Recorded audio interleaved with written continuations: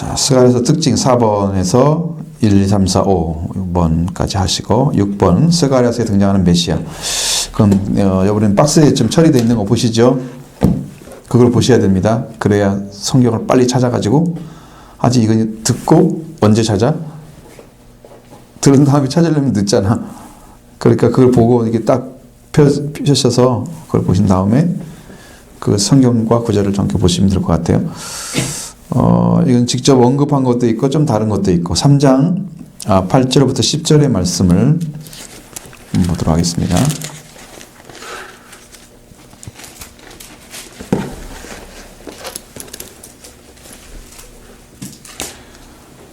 (3장 8절로 10절) 대제사장 여호수아야, 너와 내 앞에 앉은 내 동료들은 내 말을 들을 것이니라. 이들은 예쁘의 사람들이라. 내 대한 애성 싹을 나게 하리라. 만군의 여호와가 말하노라. 내가 너 여호수아 앞에 세운 돌을 보라. 한 돌을 7눈이 있느니라. 내가 여기에 새길 것을 새기며 이 땅의 죄악을 하루에 제거하리라. 만군의 여호와가 말하노라. 그날에 너희가 각각 포도나무와 무화과나무 아래 서로 초대하리라 하였느니라. 아멘. 쉬운 것은 아닌 것 같고, 여기 나온 이제 싹이라는 존재가 나오죠. 싹이라는 거 거기 하나 나오고요. 그 다음에 한 돌, 7눈이 있는 한 돌이 있죠. 거기도 메시아를 가리키는 단어입니다. 그리고 뭐 하루에 죄악을 이 땅에서 제거한다고 말씀하시잖아요. 예수님이 사실 죽으실 때 하루가 끝났죠. 그날 거기 십자가에 못 박혀서 죽으심으로 하루로 죄를 다 제거하셨잖아요. 그건 사실이죠. 뭐 며칠 걸렸습니까? 아니, 안 걸렸잖아요. 딱 하루는 딱 끝이야. 이 땅의 죄악이 아무리 많아도 예수님의 한 번의 죄악 사하심으로 모든 죄가 다 사라졌어요. 근데 사탄이 역사하지 않으면 죄도 역사하지 않을 텐데 사탄이 이 땅을 지배하고 있단 말이에요. 그러니까 지금도 죄가 역사하는 거지. 사탄이 없으면 죄가 없는 것이에요. 왜? 죄를 누가 갖다 줬냐? 사탄이 가져왔잖아. 그러니까 사탄이 역사하지 못하도록 하면 되지만 사탄이 역사하고 있는 한 죄는 계속 존재하고 있는 거야. 우리가 싸움이 무슨 싸움이에요? 영적인 싸움이잖아요. 사탄과 싸움이니까. 포도나무 무화과나무 아래로 각각 너희가 각각 그렇게 초대할 것이다. 초대하리라 했습니다. 이건 평화의 상징이잖아요. 포도나무 무화과나무는. 그러니까 축복된 역사를 이제 이루어가겠다는 얘기입니다. 이렇게 이 메시아를 통해서 지금 일어나는 일들이에요. 메시아를 통해서 일어나는 일들.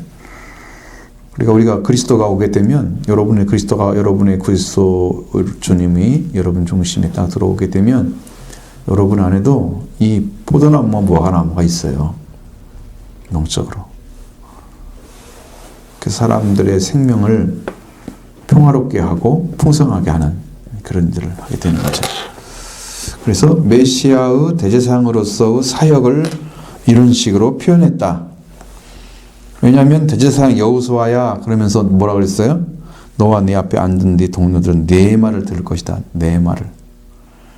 대제사장으로서의 메시아가 이렇게 표현됐다고 말해요. 싹이랑 7눈을 가진 한 돌로 표현됐다. 돌은 여러분 시험한 돌 성경에 나오죠? 돌이 나오잖아요? 그럼 실제로 예수님은 하나님께서 시험에서 완전하게 증거한 돌이에요. 하나님께서. 근데 본질이 하나님이라면 여러분 그것은 이미 시험을 통과한 거예요. 예를 들어서 여러분들이 이미 죄에서 사함받고 영적으로 은혜 안에 딱 들어왔어요. 그래서 본질이 예수 그리스도의 성품이나 이게 들어왔어요. 그러면 하나님은 이걸 다 그냥 인정하시는 거예요. 주님이 계시는데 또 다른 것을 시험할 필요가 없잖아. 그래서 되는 거야. 그러니까 시험 받지 않는 이유가 내가 이미 그것을 시험 받아야 할 것은 심판 받아야 할 것은 다 갖다 하나님께서 심판하셔서 없애버리시고 예수 그리스도를 보내셔서 나를 침령하게 하시잖아. 나를 지배하고 하시잖아. 그래서 우리가 심판은 이미 끝났고 구원만 남은 거죠. 자, 자, 6장 보겠습니다. 9절로 15절의 말씀. 하나씩 여러분들이 점점 더 기뻐질 건데 보겠습니다. 여호와의 말씀이 내게 임하여 이르시되 사로잡힌 자 가운데 바벨론으로 돌아온 헬데와 도기야와 여다야와 스바냐가 아들 요시아의 집에 들어갔더니 너는 이날에 그 집에 들어가 그들에게서 받되 은과 금을 받아 멸관을 만들어 여호사다가 아들 대제사장 여호사의 머리에 그시고 말하기를 만군의 여호와께서 이같이 말씀하시되 보라 싹이라 이름하는 사람이 자기 곳에서 돋아나서 여호와의 전을 건축하리라. 여호와의 전을 건축하고 영광도 그 자리에 다스릴 것이며 또 제사장이 여기 자리에 있으리니 그들 사이에 평화의 은원이 있으리라 하셨다 하고 또 멸류관은 헬렌과 도비아와 여다와 스바냐 아들 헨을 기념하기 위하여 여호와의 전 안에 두리라 하시니라. 내 사람이 와서 여호와의 전을 건축하리니 만군의 여호와께서 너를 너희에게 보내준 줄 너희가 알리라. 만일 여호와의 말씀을 들을진대 이와 같이 들으리라. 아멘. 자, 여기는 예수 그리스도가 열방의 왕으로 나타나고 있습니다. 열방의 왕.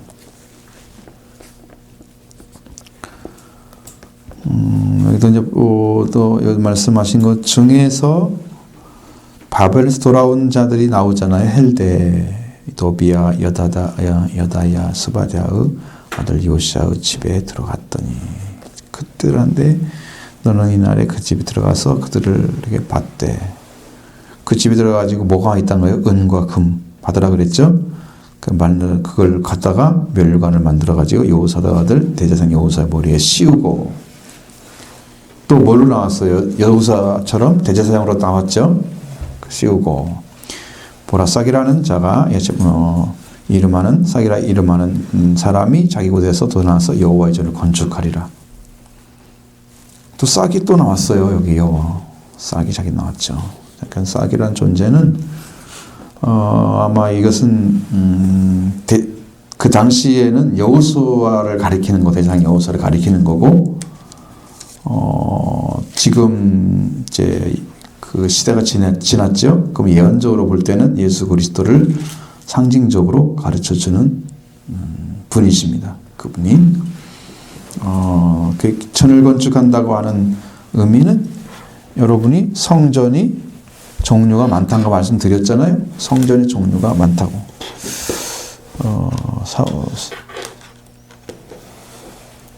성전은 원래 솔로몬 성전이 이건 왜냐 성전이라는 용어 자체가 구약적이에요. 신약에서는 성전이란 말 잘 안 쓰고 교회란 말을 쓴단 말이에요. 그러니까 완전 구약의 언어란 말이에요. 성전이란 자체가. 그러니까 우리는 성전을 여호와의 전, 그 전이란 말 자체가 이미 구별되어진 완전한 굉장한 집이라는 의미를 가지고 있거든요. 히브리어를 보면 그렇게 나와 있어요. 교회라고 하는 성전이라는 의미가 그렇게 되어 있어요. 그러니까 성전이라는 것은 굉장한 집이다. 이렇게 이제 우리가 말할 때는 아주 상상할 수 없는 그 아름다움, 극치에 속한 그런 집으로 성경은 표현을 하고 있어요. 그래서 그걸 성전이라 그렇게 말을 하는 거예요. 우리가 일반 집을 가지고 성전이라면 쓰질 않아요. 하나님이 특별하게 그렇게 지은 집만 성전이라고 그렇게 얘기를 해요. 근데 성전의 의미가 그런데 신약에서 성전이라고 할 때에 쓴 단어들이 성전이라는 말로 교회를 상징해서 쓴 말들이 성경에 구약 신약 성경에도 나온단 말이에요. 너희가 하나님의 성전인 것과 그렇게 나오잖아요. 그리고 하나님의 성전이 성령이 성전에 하나님 거하실 처소를 지어가기 위해서 역사한다고 말씀하고 나오는 거예요.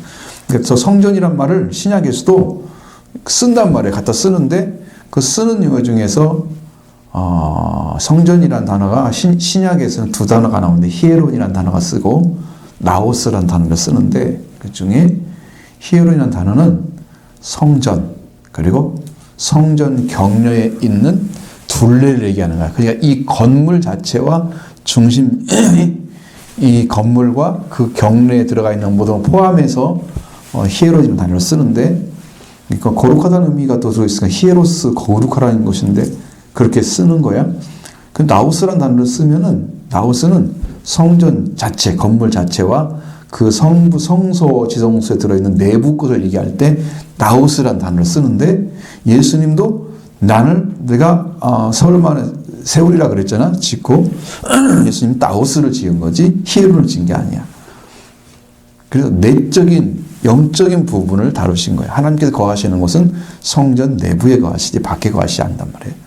그래서 내적인 걸 얘기하는 거예요. 그럼 여호와의 전을 건축한다고 하는 것도 이게 내적인 것을 가리키는 거지 외적인 가리키는 거예요. 그리고 예수님이 자기 몸이 성전이라고 말씀하신 거지. 그 여호와의 전이 스룹바벨 성전이겠어요? 솔로몬 성전이겠어요? 아니면 제2성전을 중수해가지고 만든 헤롯 성전이겠어요?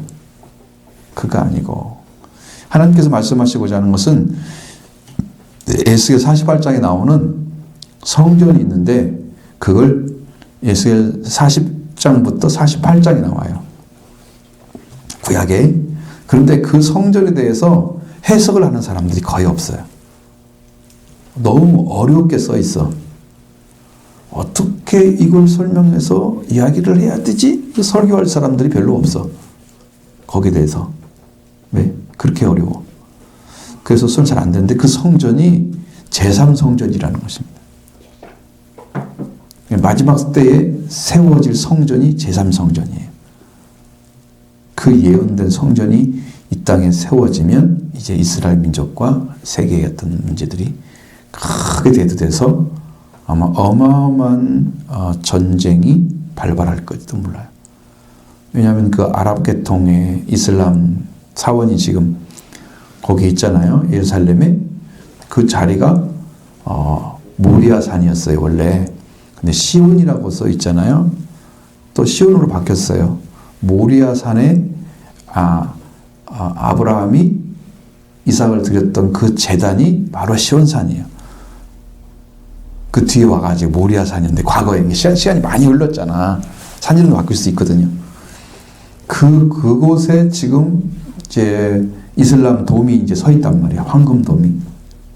그걸 때려 부시던가 하고 여기다가 제3성전을 세워야 되니까 이제 종교적인 싸움이 되게 생겼지. 그럼 이제 제3성전이 세워지면 이슬람과 유대를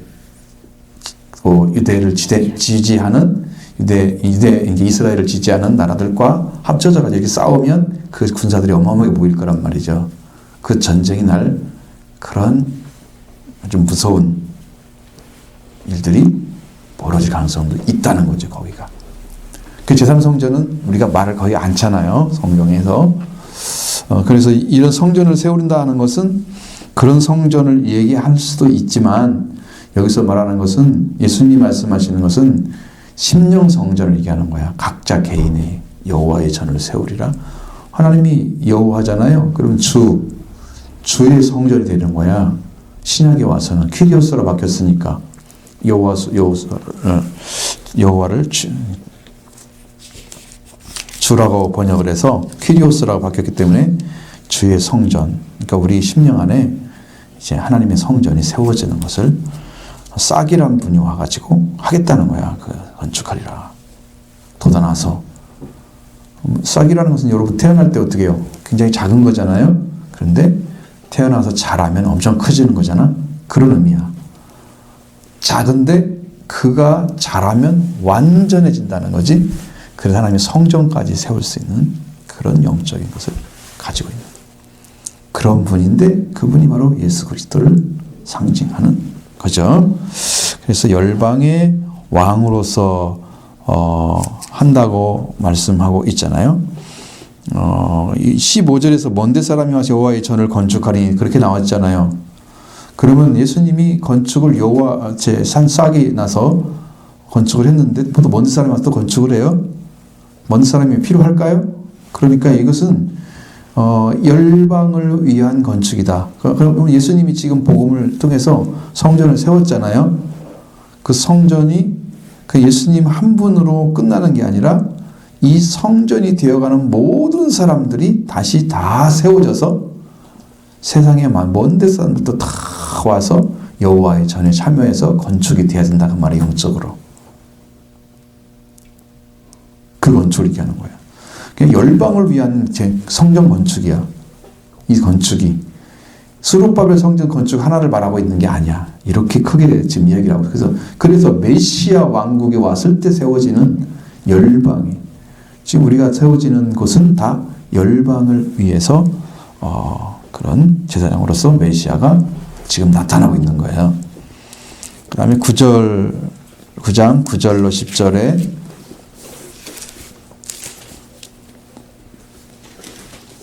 자 보시죠. 시온에 따라 크게 기뻐할지어다. 예루살렘에 따라 즐거이 부를지어다. 보라 내 왕이 내게 임하시나니 임하나니 그는 공의로우시며 구원을 베푸시며 운전하여 나귀를 타시나니 나귀의 작은 것 곧 나귀 새끼니라. 내가 에브라임의 병거와 예루살렘의 말을 끊겠고 전쟁하는 활도 끊으리니 그가 이방 사람에게 화평을 전할 것이요 그의 통치는 바다에서 바다까지 이르고 유브라데 강에서 땅끝까지 이르리라. 아멘. 이게 지금 시온에 임할 왕을 지금 얘기하잖아요. 이것은 이제 오실 왕으로서 메시아를 가리키는 거예요. 오실 왕으로서 메시아. 그리고 실제 예수님이 예루살렘에 등장해서 마지막 예수님이 이제 예루살렘 등장하시잖아요. 그때 나타날 때 이 말씀을 인용한단 말이에요. 나귀를 끌고 와서 태워달라고 이제 자기 본인이 그때 인용해서 하신 말씀이 왜 이렇게 하라고 했느냐라고 딱 하면서 시온의 딸 이런 얘기를 쭉 한단 말이죠. 네 말씀 그대로 하면 예루살렘의 딸들아 이렇게 하면서 기뻐하라. 그럼 내 왕이 네게 임하시나니 그는 구원을 베푸시며 겸손해서 나귀를 타시 나귀 새끼를 타신다. 막 이렇게 빼먹고 다 썼어 거기다 성경에 몇 가지 이제 많이 이제 첨삭을 한 거야. 그냥 성경을 다 그대로 쓰지 않고. 그런데 어쨌든 간에 예수 그리스도가 지금 왕으로 임재하잖아요. 그러니까 메시아는 하나님의 아들만 되시면 안 되고 왕이 되어야 된다는 거예요. 메시아는 하나님의 아들만이 아니다. 메시아는 왕이 되셔야 한다. 그래서 예수님이 아들이시고 왕이 되셔야 한단 말이에요. 그럼 여러분이 십자가 부활의 은혜를 입으면 왕과 아들의 옷을 입는 거예요. 아멘. 십자가 부활의 옷을 입으셔야 돼요. 그걸 입혀줘야만 되는 거예요. 지금 마지막 때의 모습은 그걸 신부를 만들어야 되는데. 그래서 여기 보면 10절에 보면 에브라임의 병과 예루살렘의 말을 끊겠고 뭐예요? 지금 전쟁 안 한다는 얘기잖아요. 그리고 전쟁은 활도 끊는다고 그랬죠? 전쟁 안 한다는 얘기죠? 평화의 왕이잖아 이분이. 그래서 여기 평화의 왕이 지금 이제 구원을 베풀고 하시는데 그분이 전쟁하는 분이었으면 말을 타고 나타나셔야 되죠. 나귀를 타면 안 되죠. 전쟁하는데 나귀 타고 가다가 다 죽죠. 말이 얼마나 빠른데요. 나귀는 사람 태우는 게 아니고 승용의 도구로 천천히 가는 승용의 도구는 사용하지만 말처럼 뛰지를 못하니까 얘는 전쟁 도구로 사용할 수 없는 거예요. 그러니까 이건 말이 안 되는 거고. 그러니까 전쟁을 안 한다는 얘기지. 이 왕이 평화를 주는 왕이기 때문에 그래요. 다 끊어버리잖아요. 이방 사람에게는 화평을 전할 것이요. 예수님이 지금 전하시는 것은 평화를 이루시고 평화를 만들어서 가까운 사람들에게 전하시고 먼 데인데도 평화를 전하시는 그 평화의 왕으로 등장하시는 거예요.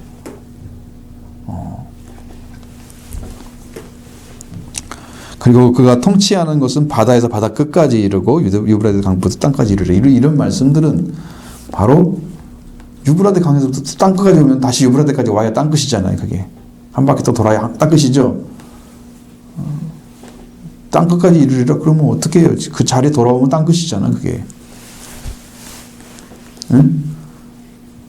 처음에 있을 자리가 거기까지 가까이 와야 땅끝이잖아. 사실이죠. 그게 뭐 점이라도 하나 빠지면 이게 끝이 아니잖아.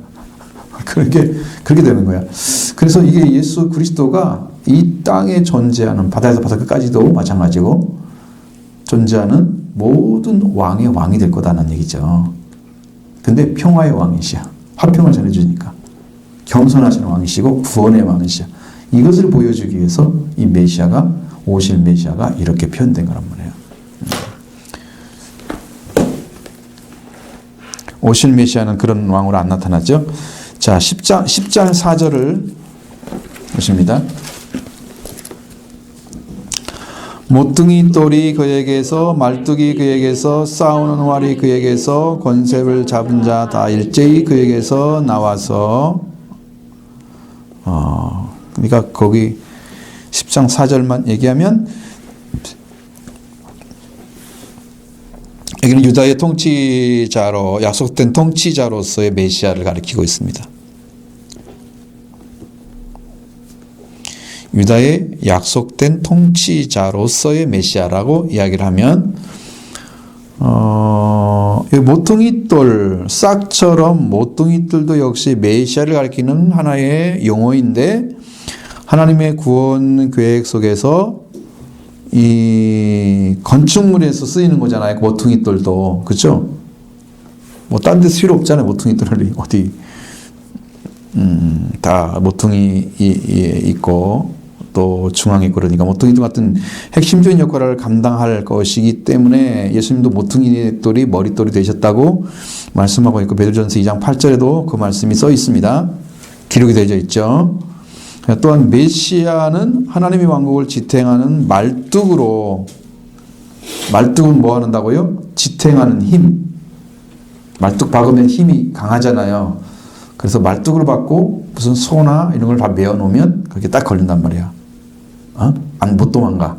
옛날에는 그거 쇠꼬쟁이처럼 해가지고 팍팍팍팍 받고 거기다 메어 놨어. 너 예건방만 먹고 도망가지 마. 염소를 키워도 그렇게 했고. 소도 그럴 때도 있는데 소는 엄청 힘세고 잘못하면 다 부러져. 얘는 잘 못돼. 그래서 소는 나무에다 매놨어. 나무는 통째로 끌어가지 못할 거 아니야. 아무리 힘이 세도 그렇게 했던 기억이 나. 말뚝이 필요했던 거지. 그래서 이게 지탱하는 힘을 가리키는. 그렇게 하는 것이죠. 그리고 전쟁으로서 승리하는 것은 활. 당시에는 총이 없으니까 활이 최고의 무기였습니다. 활은 멀리 쏘아서 적을 이길 수가 있어요. 총처럼. 가까이서 하면은 칼은 가까이서 그냥 접전하는 거잖아요. 이것은. 너 죽고 나 죽고 누가 죽을지 몰라. 이거 싸움 잘해야 되니까. 그냥 활을 먼저 쐈을 때는 상대방을 제압할 수 있어. 그러니까 승리자의 어떤 모습을 보여주는 거예요. 전쟁에서 승리를 위해서는 활이 되셔야 한단 말이죠. 예수님이 활의 역할을 하시고 세상을 다스리시는 권세 잡은 자로도 나타나고 있다는 거예요. 이게 예수님의 모습이야. 근데 뭐냐? 유다의 약속된 통치자로서의 메시아가 이렇게 되어 있다는 거예요. 그러면 이분이 와가지고 그 민족을 어떻게 다스릴 거다라는 것을 지금 이야기를 하는데 이스라엘 민족이 바라봤을 때 메시아는 활을 잡고 전쟁을 하는 그런 메시아는 아니었잖아요. 그렇죠? 이스라엘 민족의 어떤 정통성은 얘기하지만 정통성이 유대인들이 가지고 있는 정통성이 아니고 하나님께서 처음에 약속했던 그런 민족으로서의 정통성을 예수님이 그러니까 새로운 정통성이지. 이스라엘 민족은 자기들이 가르쳤거나 자기들이 알았던 정상이 아니기 때문에 예수님하고 사사건건 부딪히는 그런 싸움이 지루하게 된 거죠. 거의 3년 동안 계속됐다고 보면 돼요. 굉장히 힘들었어요. 예수님 메시아에서 역사하시는 것 자체가. 그런 모습을 다 보여주고 있습니다. 그 다음에 11장 4절로 14절. 여호와 나의 하나님이 이르시되 너는 잡혀 죽을 양떼를 먹이라. 사들인 자들은 그들을 잡아도 죄가 없다 하고 환자들은 말하기를 내가 부요하게 되었은즉 여호와께 찬송하리라 하고 그들은 목자들은 그들을 불쌍히 여기지 아니하린도다. 여호와의 말하노라 나가 다시는 이 땅 주민을 불쌍히 여기지 아니하고 그 사람들을 각각 그 이웃의 손과 임금의 손에 넘기시니 그들이 이 땅을 칠지라도 내가 그들의 손에서 건져내지 아니하리라 하시기로 내가 잡혀 죽을 때 양떼를 먹이니 참으로 가련한 양들이라 내가 막대기들을 취하여 하나는 은총이라 하고 하나는 연합이라 하고 양떼를 먹일 때 한 달 동안에 내가 그 목자를 제거하리니 이는 내 마음에도 그들을 싫어하였고 그들의 마음에도 나를 미워하였습니다. 내가 이르되 내가 너희를 먹이지 아니하리라 죽는 자는 죽는 자로 망하는 자는 망하는 대로 나머지는 살을 먹는 대로 두리라 하고 이에 연총이라 하는 막대기를 취하여 꺾었으니 이는 모든 백성들과 세운 언약을 폐하려 하였습니다. 당일에 또 폐함에 내 말을 지키던 가련한 양들은 이것이 여호와의 말씀이었던 줄 안지라. 내가 이것들의 물되 내가 좋게 여기거든 내 품삯을 그대고 그렇지 아니하거든 그만두라. 그들이 은 30개를 달아서 내 품삯을 삼은지라. 여호와께서 내게 이르시되 그들의 헤아린 바 그 싹스를 토기장에게 던지라 하시기로 내가 곧 은 30을 여호와의 전에서 토기장에게 던지고 또 뚱문이라는 둘째 막다기를 꺾었으니 유다와 유다의 형제를 끊으려 하였느니라. 아멘. 엄청 길죠. 근데 여기서 해야 될 말은 딱 한마디인 거죠. 여기서 그 이야기는 예수님이 어떻게 당하시냐 그러면 거절당한 선한 목자로서 메시아를 이야기하려고 합니다. 거절당한 선한 목자로서 메시아. 선한 목자. 목자는 목자인데 거절을 당해. 예수님이 제자들을 데리고 오병이어 기적을 일으키거나 그러면 딱 갈 때 항상 뭔 생각을 하시냐면 저들이 목자 없는 양 같다. 그래서 불쌍히 여겨서 뭐 음식을 드신단 말이에요. 꼭 목자로 가시죠. 그럼 목자하면은 예수님이 그 바라보는 시각은 양이잖아요. 저들은. 그럼 누구를 따라와야 되냐면 이 목자를 따라와야 되나 그 사람들이. 근데 그들은 먹을 빵 그것은 좋아하지만 예수님이 주시는 생명의 떡은 안 좋아했잖아요. 예수님 따르지 않는단 말이에요. 예수님은 따라야 되는데 그것은 이제 메시아가 목자인 것을 모르는 거죠. 만약 이제 이 얘기를 다 하려면 여러분 이게 너무나 길어. 요걸 하면은 요것도 한 30분은 해야 돼. 그러면 안 되겠죠. 설교하는 시간이 아닌데 이걸 다 하기는 그렇고 그래서 이렇게 선한 목자로서 예수님이 하시지만 다 사람들이 다 싫어하는 마치 이것과 같아요. 내 주인이 아니라고 생각하는 그런 나라의 일종의 그런 나라의 백성들과 같아요. 자기 나라를 다스리는 왕인데 왕이 아닌 줄 알고 있어. 이 땅을 창조하신 창조주인데 창조주가 아니라고 생각을 하는 거예요. 구원하면 나의 주인이 되셔야 할 뿐인데 주인이 아니라고 생각합니다. 주님 영접하지 않아. 그분이 주인인데 진짜 주인인데 그런 상태. 양들이 목자를 거역하면 누가 어디 가서 살겠어요? 그들이 목자를 거역하면 살 곳이 없잖아요. 버림당하잖아요. 근데 그러고 산단 말이에요. 그게 문제죠. 자, 그 다음에 12장 10절의 말씀 보겠습니다. 내가 다윗의 집과 예루살렘 주민에게 은총과 간구하는 심령을 부어주리니 그들이 찌른 바 그를 보고 그를 위하여 애통하기를 덕자를 위하여 애통하듯 하며 그를 위하여 통곡하기를 장자를 위하여 통곡하듯 하리로다. 아멘. 그 말씀은 여기 찌른 자에 나오죠. 찌른 자. 그를 바라보고 애통하기를. 이것도 찔렀던 사람이 성경에서 울었다는 얘기는 안 나오죠. 예수님 찔른 다음에. 그런데 예수님이 찔름 받았죠. 확실하게. 성경에서 찌른 데는 딱 한 군데밖에 없잖아요. 요한복음 19장에서. 요한계시록에도 예수님 오실 때 찌른 자가 그를 볼 것이요. 그러니까 찌른 자라고 하는 존재는 예수님을 마지막 죽음으로 들어가서 확인해 주는 존재가 찌른 자예요. 그럼 교회도 찌른 자가 되면 예수님이 마지막 오기 전에 예수님의 교회를 박해하는 자들. 그들은 예수님 메시아가 왔는데 땅에 있어. 땅에 있는 자들이 그 찌른 자들인데 그 찌른 자들은 애곡하리라. 우리는 망했구나. 그래서 애곡이 나오는 거야. 왜?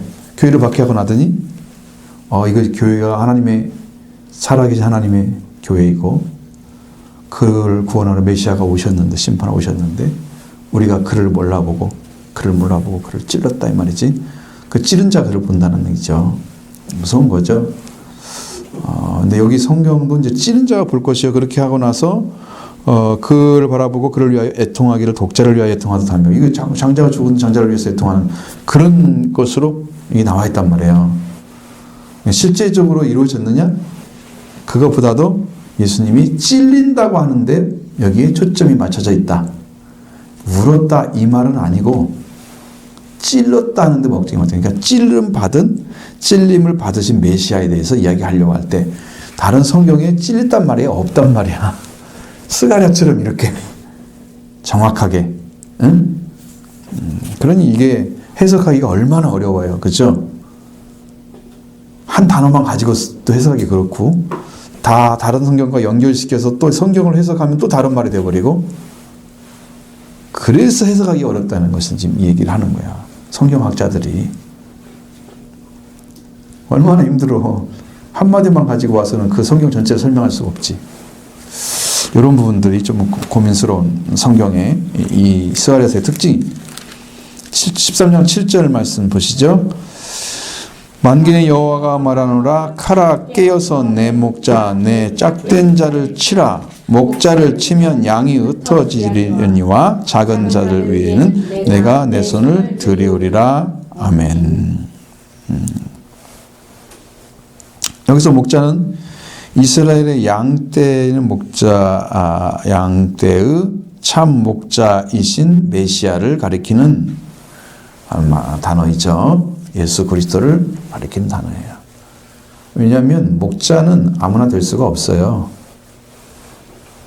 목자는 여러분도 성경을 공부하면서 우리가 크리스마스 때도 말씀드린 그 목자가 어떻게 해야 한다고? 왜 목자의 음성이 필요했어요? 목자의 음성을 듣고 따라갈 이유가 뭐였어요?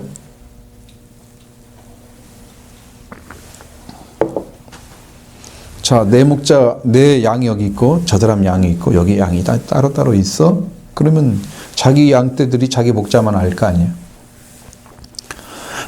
그때는 목자 음성이 필요 없죠. 그냥 따라가면 되는 거잖아. 다 알고 있으니까. 근데 밤이 되면은 이 사람들이 데리고 다니는 양들이 그 가두어 두기가 좋지가 않으니까 한 곳에 이 양 저 양 섞어가지고 다 들어가게 만들어. 그리고 불침문처럼 서가지고 이 사람이 조금 보고 사람이 조금 보고 이 사람이 쉰단 말이야. 그럼 잠을 못 자니까. 그렇게 하고 아침이 되면 어떻게 돼? 차지할 거 아니야. 양이 자기 주인을. 그러면 목자가 누구야 나오면 다 따라와. 자기 목자 양들이 음성을 다 알아들어. 그것과 같이 우리가 세상의 음성과 예수님의 음성을 알아들어야만 목자를 따를 수가 있는 거지. 그 어떤 것이 예수님의 음성인가를 아는 사람만 예수님 따라가는 거야. 나머지는 목자를 잃어버린 양들이야. 응? 음성을 몰라. 내 목자를 찾아야 될 거 아니에요. 내 목자 예수 그리스도가 우리의 목자이잖아요. 그의 음성이 들려오면 그 음성이 듣는 사람들은 그를 통해서 산자가 돼서 들어가서 나오며 꼴을 얻으리라. 그래서 영원토록 배고프지 않는 양식을 제공해 주시는 목자로 나타나고, 또 목자의 한 가지 또 특징은 뭐예요? 악한 짐승이나 그런 나쁜 도둑질하는 사람으로부터 지켜주는 역할을 해주잖아요. 목자가 필요하죠. 근데 여기서는 목자를 친다고 그랬단 말이에요.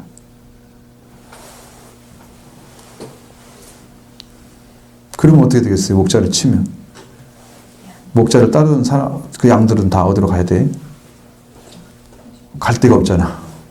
갈 데가 없으니까 흩어지는 거야. 자기를 인도하던 목자가 사라졌으니까 어디로 가겠어요? 갈 데가 없으니까 흩어지는 거죠. 예수님 없이는 다 흩어져요.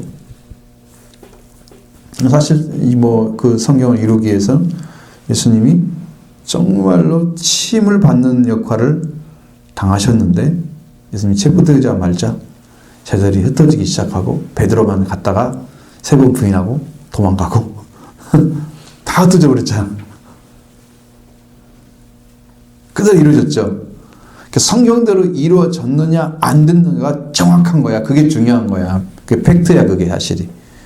그것을 볼 수 있어야 성경 말씀과 예언과 일치를 이루어야만 여러분 이제 지금 그러니까 신약에 기록된 말씀과 예언의 말씀이 일치를 이루어야만 되는 건데 실제로 목자를 치는 양이 흩어지려 하였느니라 그 말씀은 딱 가져왔어?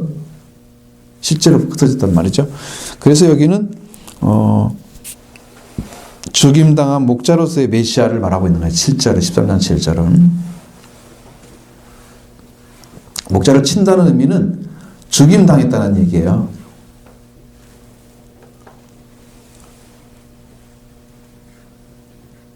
그래서 예수님이 그렇게 죽임을 당하고 고통 중에 들어가고 해서 예수님 자신이 사실 우리가 보기에는 영원한 메시아가 되어 계시려면 죽지 않으셔야 될 것 같은데 그런 일이 성경대로 예언대로 이루어져 갖고 제자들은 어떻게 해야 돼?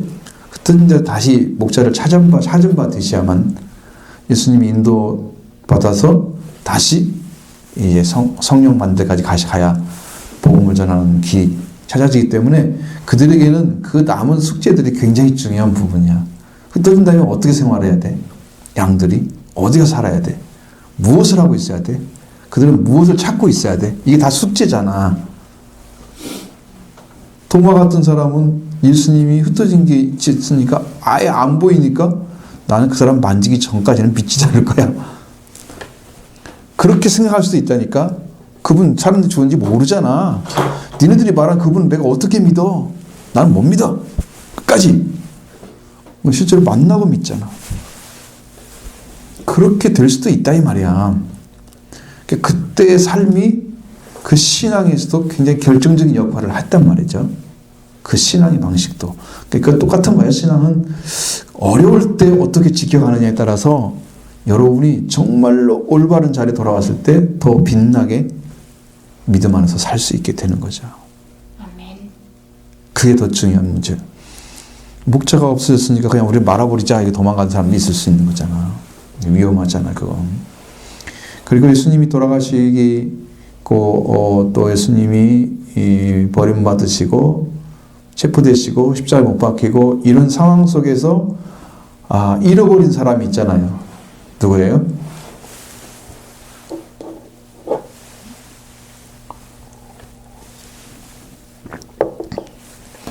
그때 한 사람을 잃어버리잖아요. 그렇죠. 평상시에는 똑같이 있었잖아. 있었죠? 어쨌든 간에 있었어. 근데 예수님이 실제로 흩어지게 하니까 그때 다 잃어버렸어. 그 사람. 그렇죠? 예수님이 그 위기 상황 속에서 그리스도를 발견하고 그리스도를 똑같이 가지 않으면 이 사람은 어떻게 된다? 멸망받을 수도 있다는 거야. 그게 무서운 거지. 왜? 그때까지는 아무렇지도 않게 지내다가 그 예수님을 체포당하게 하는 것도 그 역할을 해줬지. 대제사장이 약속을 해가지고 내가 임받은 자 그다. 그리고 돈 30 받았잖아. 연 30을. 그렇게 하고 돈 먹고 하다가 그것 때문에 양심이 찔리고 그리고 메시아를 내가 죽였네. 이건 아닌데 무지한 자의 피를 흘리겠다. 그러면서 마음을 돌이켰는데 예수님 찾아가지 않고 대제사장 찾아가서 성전구에 던져놨는데 그 피밭 사버리고 자기는 양심의 가책이 심하니까 그냥 목매어 죽었단 말이에요. 그때 예수님이 돌아가실 때 그때 잃어버린 사람이 가룟 유다예요. 예수님이 돌아가신 목적은 잃어버린 인류를 다 살리기 위해서, 이스라엘 백성들 뿐만 아니고 인류를 살리기 위해서 그 제자들을 갖다가 그냥 흩어지게 만들어가지고 예수님은 흩어지게 이 약속도 이 말씀대로 되게 만들고, 예수님은 십자가에 못 박히고, 그 다음에 속죄는 온 세상의 죄를 다 위함이라, 그래서 속죄를 다 이루시고 부활을 다 이루시기 위해서 하는 그 과정 속에 들어가 있는데, 그때 잃어버린 사람이 되면 안 된다고 말이지. 만약에 지금 우리가 예수를 믿고 있는데 지금 예수님이 돌아가시고 부활하시는 그 기간에 영적으로 들어가 있다고 생각해봐. 그럼 여러분은 그때 잃어버릴 수도 있다 이 말이야. 그 기간 동안에 여러분이 예수님을 찾아받지 않고 예수님이 어딘지 모르겠고 예수님이 왜 저렇게 하시지? 나는 도대체 믿을 수가 없어 라고 생각하면 그 예수님께 가겠는가? 아니, 예수님 만나면 더 행복하고 더 편안하고 좋을 것이라고 생각을 하는 한국적인 신앙은 고난이 오고 고통이 오는데 이게 제대로 된 신앙이야? 라고 예수님 버릴 수 있는 사람들이 훨씬 많을 거란 말이야. 우리 한국적인 신앙은 그분의 약속을 안 따라간단 말이지. 여러분도 지금 예수님을 믿으려고 달려왔다가 끝까지 어느 부분에서 못 붙잡고 떨어지는 사람들은 지금 예수님 돌아가시고 부활하는 이거를 만나지 못하고 거기까지 왔다가 그냥 너 떨어지는 거란 말이에요. 그 위험한 시기가 지금 이게 십자가에 죽으신 거 부활이란 말이에요. 여러분은 이루어지기 전에 예수님 만나서 이루어지면 여러분 그것이 이제 다 차전받아서 여러분 십자가 부활로 통해서 아들과 왕의 옷을 딱 입게 되는데 그 성령 받으면 이제 완전해지는 거야. 완전한 본. 근데 그 은혜를 받기 전에 지금 흩어질 가능성이 높단 말이야. 나는 이게 지금. 왜? 이 말씀이 잘 안 잡혀. 이게 이거야. 잘 모르겠어. 혼돈된 속에 지금 들어있어. 영적으로. 여러분이 그 시간에 예수님이 겟세마네 와서 예수님이 하신 말씀이 뭐예요? 쟤들한테? 시험에 들지 않게 깨어 기도하라고 하잖아요. 그 지금 은혜를 받고 예수님 만나서 속죄받을 그 부활 입어야 그 은혜에 들어가려고 한 사람들은 정말로 기도하고 있어야 되는 거야. 그래야 부활의 주님이 또 왔을 때 제자 중에 흩어지지 않고 가룟 유다는 없어지고 나머지는 다 있었단 말이야. 어쨌든 간에. 그리고 만나시잖아. 그래서 부활의 주님을 만났기 때문에 속죄는 이미 예수 그리스도의 말씀을 통해 다 받았어요. 그래서 죄가 없는 자, 깨끗한 자가 됐어. 제자들은 영적인 부분에서는 잘 모르잖아, 영은요. 왜냐하면 성령을 안 받았기 때문에 모르는 거예요. 내가 성령 받으면 성령이 내가 하나님 아들인 걸 증거해 주니까 알 수가 있지만 그때는 성령 받기 이전이니까 그 잘 깨닫지 못하고 주님은 이미 말씀으로 해결 다 해주셨는데 그러니까 바로 부활의 주님을 만나러 가잖아요. 주님 찾아오시잖아. 그리고 그 문제가 싹 사라졌지. 여기에서 승리한 사람만 이렇게 성령 받고 복음을 전하는 자가 되는 거죠. 이 혼돈된 그 시간이 잘 지나가야 돼. 그 여러분도 지금 영적으로 예수님 만나기 직전이 제일 위험한 거란 말이에요. 더 기도해야 될 시간인데 이때 흩어져 버리면 이제 구원을 영영히 잃어버릴 수도 있는 그 위험한 시기가 지금이에요.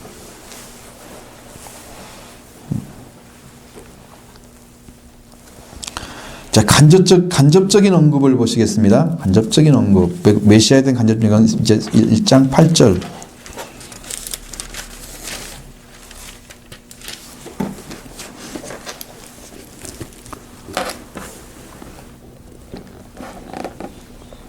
자, 여기는 화석류 나무 사이에 선 사람. 거기에 보면은 화석류 나무 사이에 선자 나오죠? 한 사람을 보니 8절에, 그죠? 말을 타고 골짜기 화석나무 사이에 섰죠. 그랬죠. 섰다고 나와 있죠. 이 한 사람.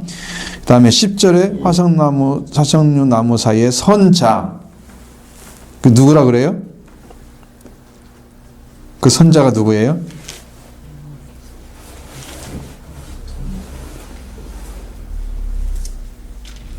내 주의 이들이 무엇이니까 하니 내게 말하는 뭐가야? 천사라고 써 있잖아요. 여호와의 사자를 얘기하는 거예요. 그 상징적으로 그가 메시아를 가리키려고 하는 간접적으로 잡적으로 보여주는 부분이다. 이건 다 읽으면 이게 시간이 안 될 것 같아. 그래서 못 읽고. 자, 2장 10절부터 13절의 말씀. 보시죠. 여호와의 말씀에 시온에 따라 노래하고 기뻐하라. 이는 내가 와서 내 가운데에도 머물 것임이라. 그날에 많은 나라가 여호와께 속하여 내 백성이 될 것이요 그는 내 하나님이라. 내가 만군의 여호와께서 너를 내게 보이신 줄 알리라. 여호와께서 장차 너희를 노력한 땅에서 자기 소유를 삼으시려고 다시 예루살렘에서 택하시리. 모든 육체가 여호와 앞에 잠잠할 것이요 여호와께서 그의 거룩한 처소에서 일어나심이라 하라 하시니라. 아멘. 여기의 말씀은 자기 백성 가운데 선 그런 거하시는 하나님의 화신이라고 볼 수 있는 그분이 메시아로 나타나고 있습니다. 내가 와서 너희 가운데 머물 것이라 그랬잖아요. 그 머물고 계시는 그분, 그 날아가는 존재. 10절에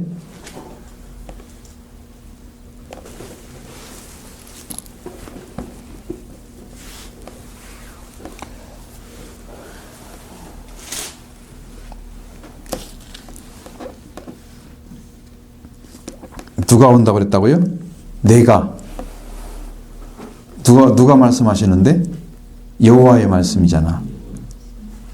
그 내가 온다고 그랬죠. 그 내가 온다고 하시는 그분이 메시아를 상징한다 그 말이에요. 그런 이야기를 지금 하고 있는 거죠. 14장 4절.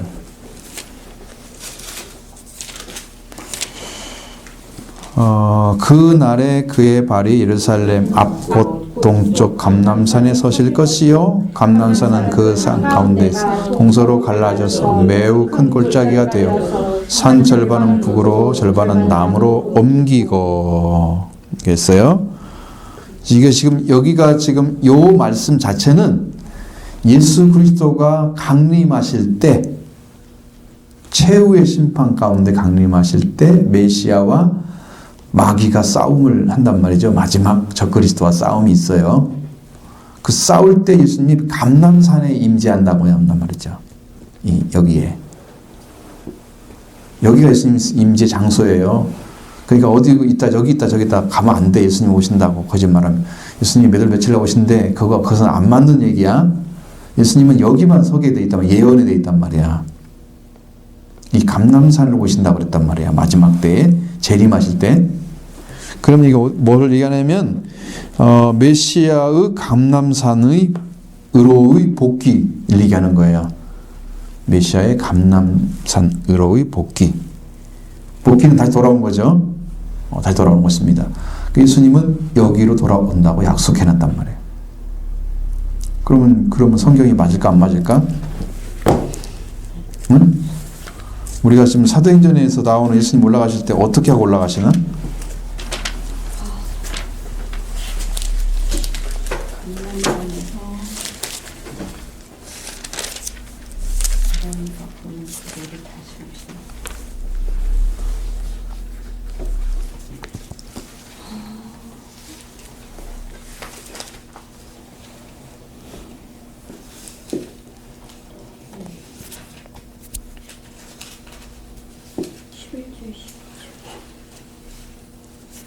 십이 절에 나오잖아. 감람원이라는 산으로부터 예루살렘에 돌아오니 그랬잖아. 그럼 거기 어디였다는 거야?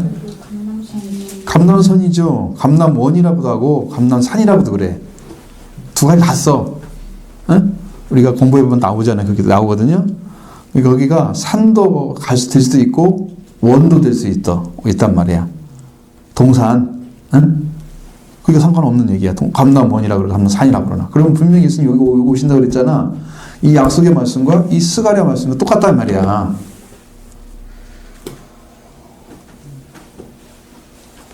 그래야 성경이 맞지. 그러려면 안 맞는 거야. 이 짝이 안 맞는데 어떻게 성경이 여기 온다고 저기 온다 헷갈려가지고 어딘지 알아야지. 정확하게 성경도 얘기하는데 이거 오신다고 그랬는데 감람원이라는 곳에서 돌아왔잖아. 제자들도 거기서 있었고. 그러면 예수님 오실 때가 어디냐? 감람원이라는 산에 오신다. 그냥 그렇게 얘기하면 돼. 여기 연애도 있지 않느냐. 응? 스가랴도 나와 있다. 스가랴도 14장에서 나와 있다. 5절에 4절에 감람산은 그 예수님 오시는 이제는 복귀하는 곳이다. 이렇게 얘기할 수 있겠죠. 그 다음에 14장 9절 14장 9절 뭐 다 안 읽어도 될지도 모르죠. 이건 하나만 봐도 여호와께서 천하의 왕이 되시리니 그날에 여호와께서 홀로 한 분이실 것이요 그 이름을 홀로 하나이실 것이라. 자, 여호와가 어떤 분으로 나타나냐면 한 분으로 나타나. 한 분. 홀로 한 분이신.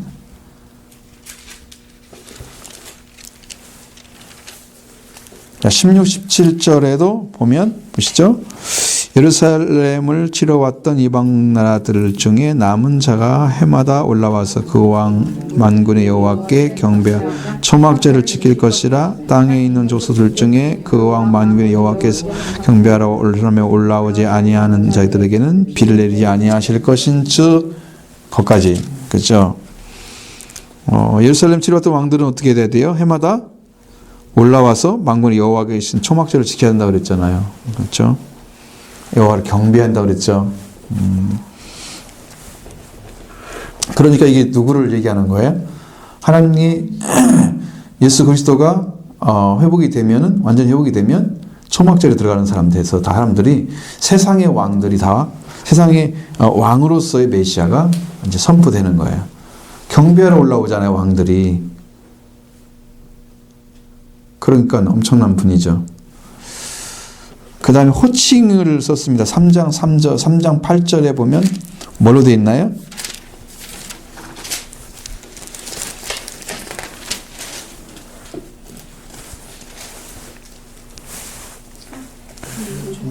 싹이 나오네요. 싹. 내 종 싹. 그렇죠? 내 종 해놓고 싹이라고 나와 있어요. 내 종이니까 여러분 예수님이 종으로 표현되기도 하고 싹으로 표현되기도 하고 그렇습니다. 3장 8절 6장 12절에는 순이나 싹이나 가지, 나뭇가지처럼 마치 아니면 순처럼 아니면 싹처럼 이렇게 해서 예수 그리스도를 통해서 번성하고 세워지는 역사를 나타내기 위해서 이런 단어를 사용한단 말이에요. 예수님이 싹이라고 표현을 할 때 거기다가 무슨 의미도 안 담고 싹이라고 그랬다? 그 말이 안 맞잖아요. 예수님이 싹이라고 그랬어. 싹은 점점 크고 자라서 뭔가는 열매를 맺어가게 만들어가는 작업을 한단 말이죠. 그러니까 그분을 시작해서 그분으로 인해서 엄청난 일이 이 땅에 진행돼서 완성될 것이라는 것을 싹이란 말로 표현하고 있단 말이에요. 그래서 이게 희망이 있는 거야. 싹을 줬다 그러면 열매가 나오겠구나. 그래서 메시아를 믿는 게 여러분 축복인 거죠. 아멘. 절대로 쇠퇴하는 게 아니라 번성할 거란 말이야. 많은 믿는 사람이 안 올지라도 여러분 안에 영적으로 회복될 거란 말이에요. 전부 다. 그 믿음을 갖게 되면 그분이 일을 하니까. 응? 날로 번성하는 모습이 여러분의 눈에 띄게 나타난다면 이 사람은 살아서 신앙이 활활 타고 있는 거야. 지금 영적으로 막 살아난 사람이야. 근데 그 일이 안 벌어지고 있다 그러면 우리가 너무 사모함이나 그분과 관계가 아주 비좁은 상태에서 조금씩 그 보고 있는 거지 그분은 통째로 먹거나 마시고 있지 않은 거야. 예수님 전시가 통째로 먹고 마셔야 성장이 빠른데 그걸 하지 않고 어느 부분만 조금 마시고 그냥 맛보고 있고 나머지는 전부 모르고 있는 영적으로 미미한 상태로 살아가기 때문에 안 이루어지는 거야. 그분을 통째로 먹고 마셔야지. 그래야 완전한 구원도 오고 능력도 나타나고 막 이러는 건데 이분을 먹으려면 어떻게 해야 되겠어? 내가 이가 튼튼해야 되겠지. 응? 무슨 이가 튼튼해야 돼? 해석을 잘해야 한단 말이야. 심는 훈련은 이해력이야. 이해력. 이해력이 부족할 때는 예수님도 이 제자들한테 성경을 열을 때 어떻게 했어요? 부활의 주님 오셔서 어떻게 했어? 오셔가지고 목을 열었어요.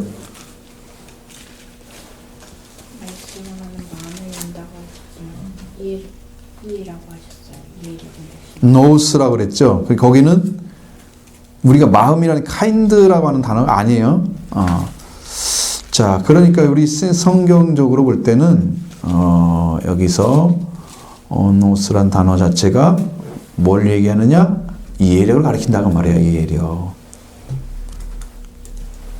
어떤 사실을 실제적으로 그것이라고 인정하고 인식하고 판단하는 어떤 능력이 있어야 돼.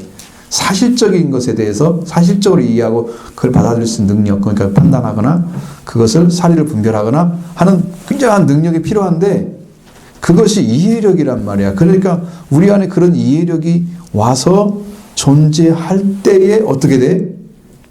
우리도 하는 예수님 말씀이 딱 이거다 라고 딱 들어오잖아. 그래야 딱 믿어질 거 아니야. 그 이해력이 필요한데 성경이 이렇게 말씀하셨어. 이거네. 이거 딱 왔어. 이렇게 들어와야 되는데 이게 무슨 말이지? 이게 여기를 모르니까 그 다음 때는 진행이 안 되는 거야. 안 믿어지기도 하고 이건 통과가 안 돼. 씹어지지가 않는 거지. 해석이 불가능한 거야. 이가 좋아야 한다는 말이 뭔지 알겠어요?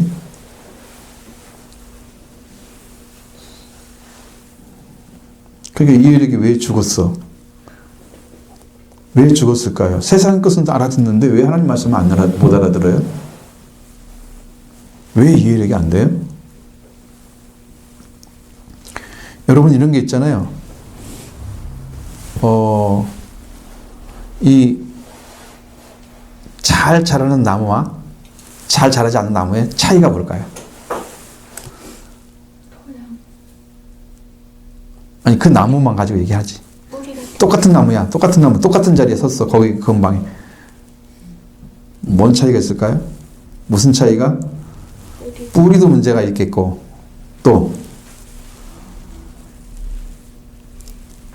여러분 예를 들어서 쌍둥이도 다를 수 있고 우리가 개를 키워보면 어떤 개들은 그 새끼 중에 제일 큰 놈도 있고 작은 놈도 있어. 그럼 내가 나중에 보면 우리 집에서 개를 많이 키워봤는데 이 녀석이 어떤 놈은 밥을 잘 먹어.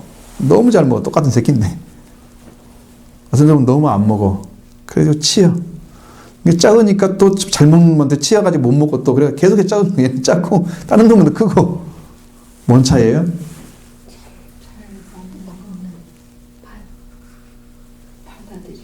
그래 그 작업을 내 심령 안에서 잘 안 되고 있는 사람들은 성장이 안 되는 거야.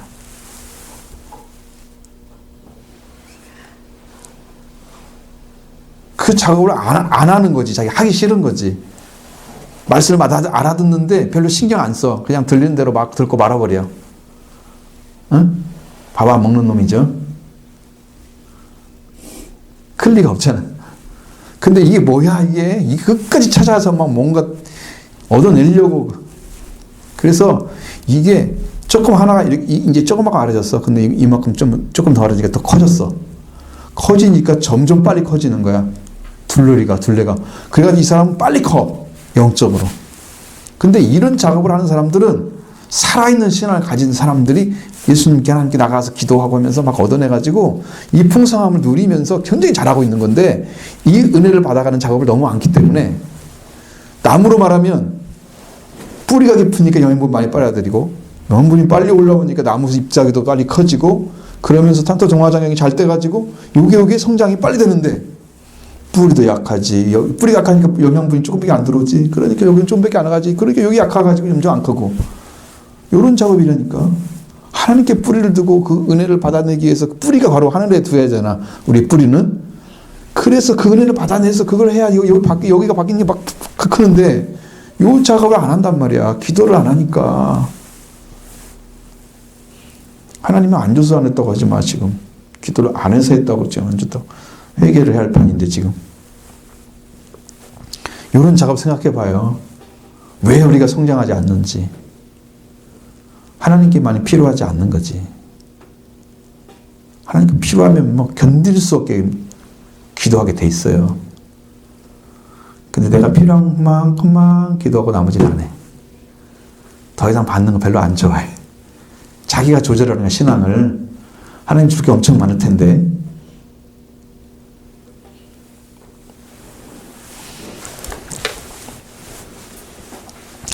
자, 3장 9절.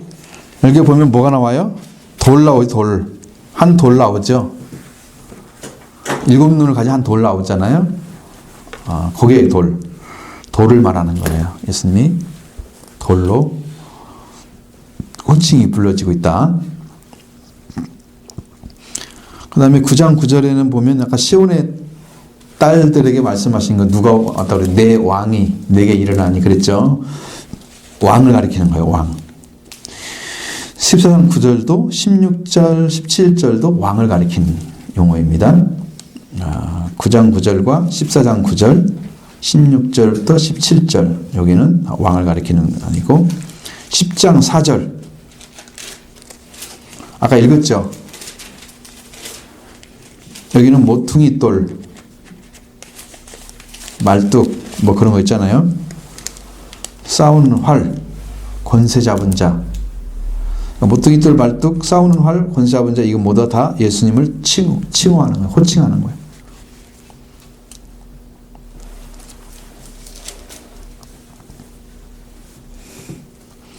요것만 하다가 다 가게 생겼네. 설명 안 하고 지나갔어야 되는데 설명을 너무 많이 했나 보지. 그 다음에 11장 9절에 보면 뭐가 나왔을까? 내가 이르되 내가 너희를 먹이지 아니하리니 죽는 자는 죽는 대로 망하는 자는 망하는 대로 나머지는 자는 서로 살을 먹는 대로 두리라. 이렇게 낮았잖아요. 그 다음에 13장 7절. 여기 보면 만군의 여호와가 말하노라 칼아 깨어서 내 목자 내 짝된 자를 치라. 거기 뭐예요? 목자가 나오죠. 예수님을 목자라고 불렀단 말이에요. 11장에서도 거기에 보면 앞에 보면 새 목자를 제거했으니까 목자에 대한 얘기잖아요. 거기가 11장에도 여기도 13장에도 목자에 대한 얘기입니다. 그 다음에 12장 10절도 읽었죠. 찌른 자를 볼 것이고 그랬죠. 그 찌른 자가 찔린 자를 가리켜 예수님은 창에 찔린 자가 되신 거예요.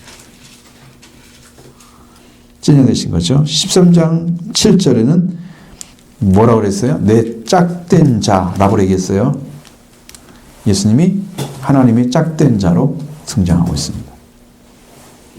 하나님 일을 하는 거야, 예수님. 자, 그 다음에 7번 하겠습니다. 작은 7번. 1장부터 6장은 성전 재건을 공사를 계속할 열의를 상실해버린 이스라엘에게 스가랴는 먼저 선조들의 행한 악행을 다시 반복하지 말라고 하나님과 밀착된 삶을 살아가라고 요청을 받고 있다. 그럼 어디가요? 어디에 있어요? 1장 1절부터 6절의 말씀.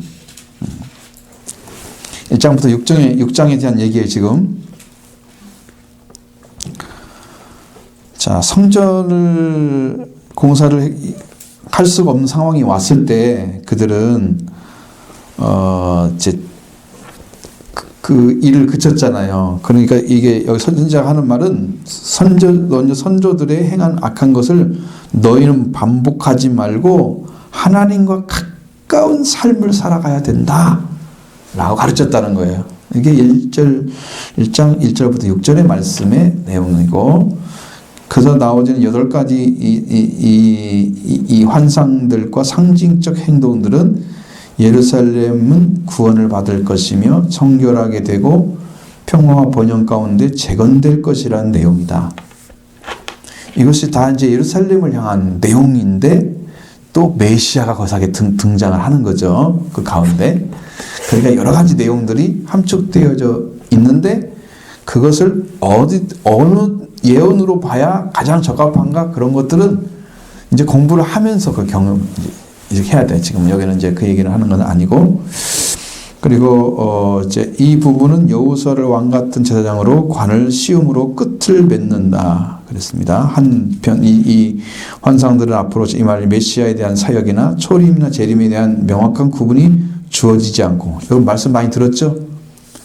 그냥 이게 재우림이 얘기인지 이게 재림이 얘기인지 구분이 잘 안 되는, 그리고 그 과정이 생략된 채 결과만 보여지는 것이기 때문에 해석하는데 어려움을 많이 겪고 있다.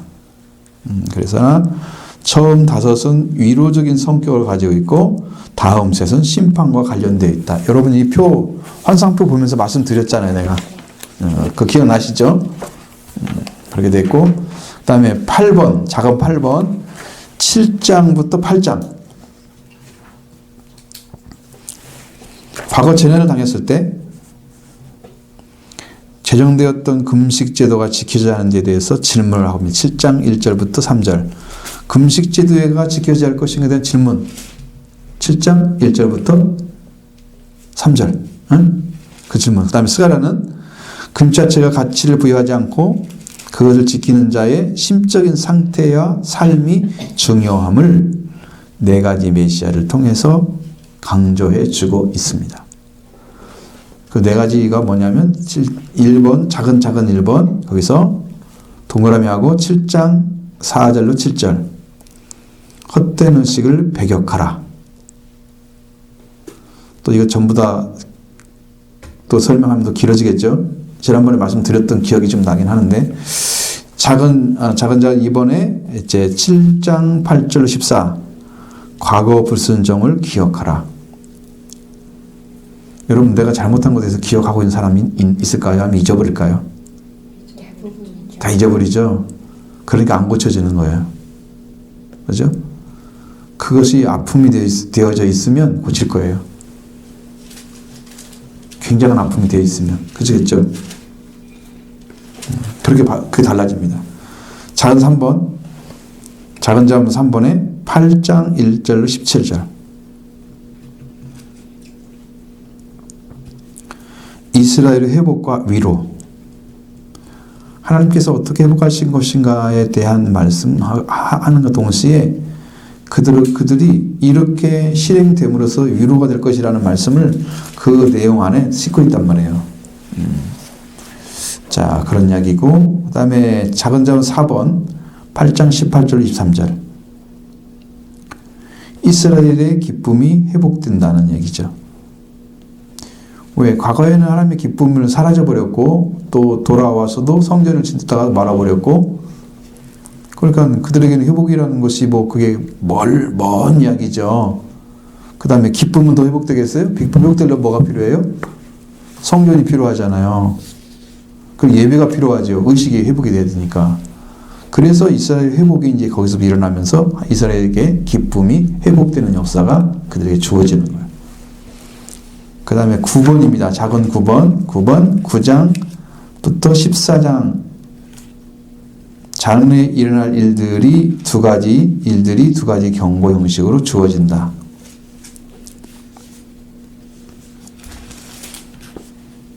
어떻게 주어지냐 그러면 첫 번째는 경고 9장부터 11장은 첫 번째 경고 9장부터 11장은 장차 임하실 메시아의 강림과 고난에 대한 것. 장차 임하실 메시아의 강림과 고난에 대한 것이다. 작은 1번 9장 1절로 8절 작은 1번입니다. 이웃나라는 멸망받았으나 이스라엘은 보호됨.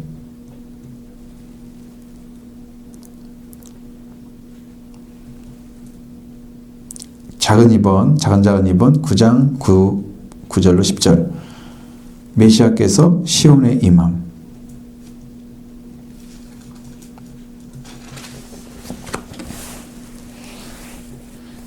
우리를 살리는 방법 중에 하나는 하나님의 임재예요.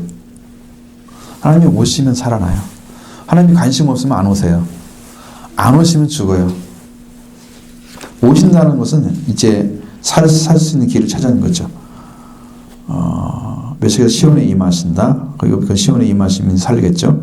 그 다음에 3번 작은 3번 9장 11절로 17.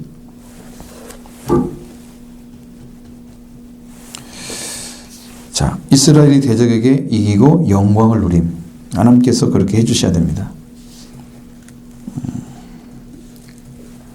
믿음으로 가야 돼. 되는 건데, 하나님께 우리가 승리를 주시려고 하면 우리가 하나님을 믿고 있어야 승리를 주십니다. 우리가 직접 싸워야 될 대상도 있고요. 때로는 하나님께 직접 싸우시는 것도 있고요. 말씀대로 이루어져서 하나님이 이루어 놓으시고 우리를 부르시는 경우도 있어요. 4번, 작은 자가 4번에 10장 1절부터 11장 3. 메시아의 축복에 대해서 써 있습니다.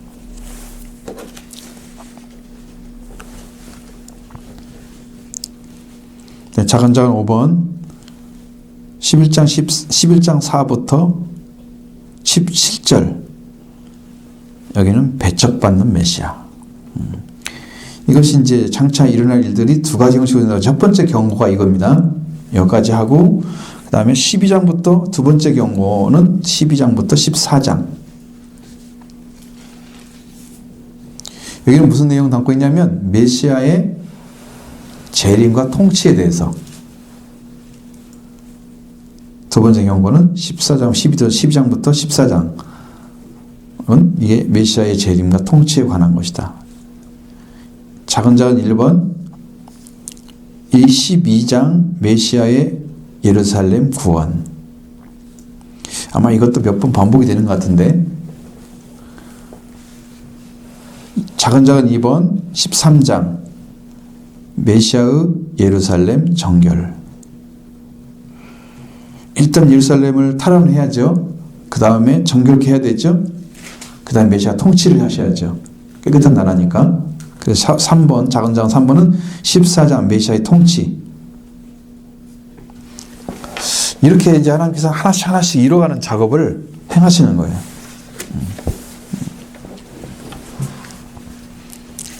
그래서 예루살렘에 대한 상세한 묘사이고 이방 나라들은 이기신 하나님의 승리를 묘사하고 있다.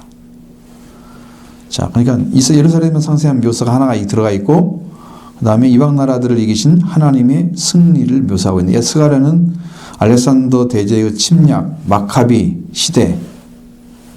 이 사람들은 마카비 시대는 애국자들이에요. 이 사람들이 이스라엘을 속박으로부터 좀 해방시키려고 했던 애국자들이 있었습니다. 유대인 애국자.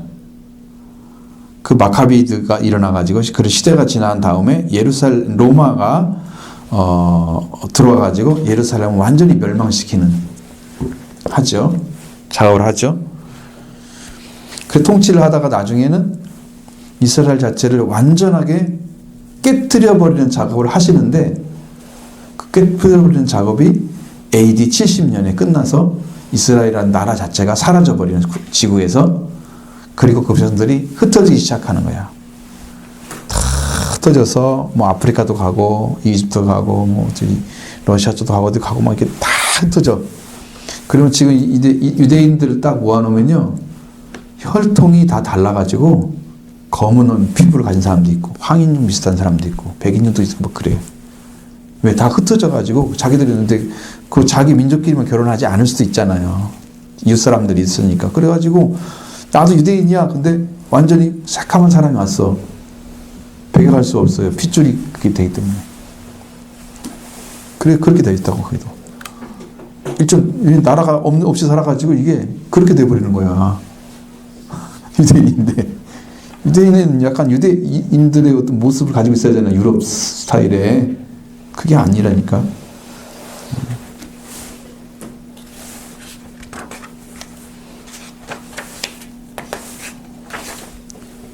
요건 다 못 나가겠네. 환상과 구조 여기서까지 현상까지 다 끝내려고 그랬더니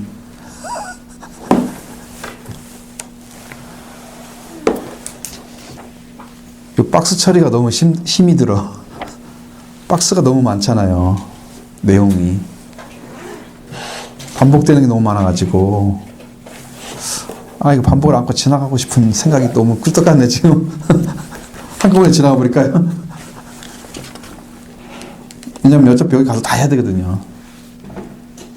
우리는 공부가 목적이니까. 좀씩 알아지긴 했는데 그렇죠. 많이 알아졌죠. 많이 가까워졌어요. 옛날에는 어떻게 할까 힘들어가지고 그랬는데 지금은 조금 나아졌죠. 그렇게까지는 겁이 안 나죠. 할 수 있을 것 같아요.